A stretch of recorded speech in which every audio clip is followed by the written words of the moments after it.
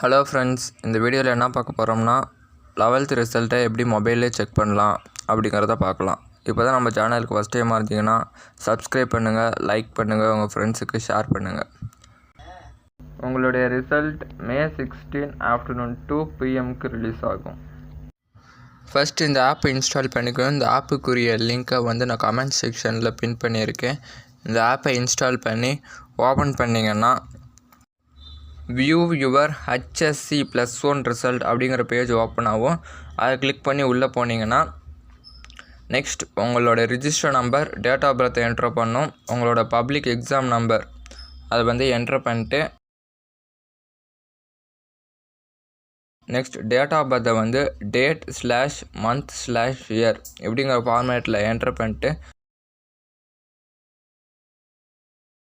Next get mark அப்படிங்கிற ஆப்ஷனை click பண்ணிங்கன்னா உங்களுடைய 11th ரிசல்ட் ஓப்பன் ஆகும். அதில் உங்கள் சப்ஜெக்ட் என்னென்னு செக் பண்ணிக்கிட்டு நெக்ஸ்ட் உங்கள் இன்டர்னல் மார்க், தியரியில் எவ்வளோ மார்க், நெக்ஸ்ட் ப்ராக்டிக்கல் எவ்வளோ மார்க், டோட்டல் மார்க் எல்லாத்தையும் செக் பண்ணிக்கலாம். இது இல்லாமல் நீங்கள் ஸ்கூலில் கொடுத்துருக்க மொபைல் நம்பருக்கு உங்கள் ரிசல்ட் SMS மூலியமாக வரும்.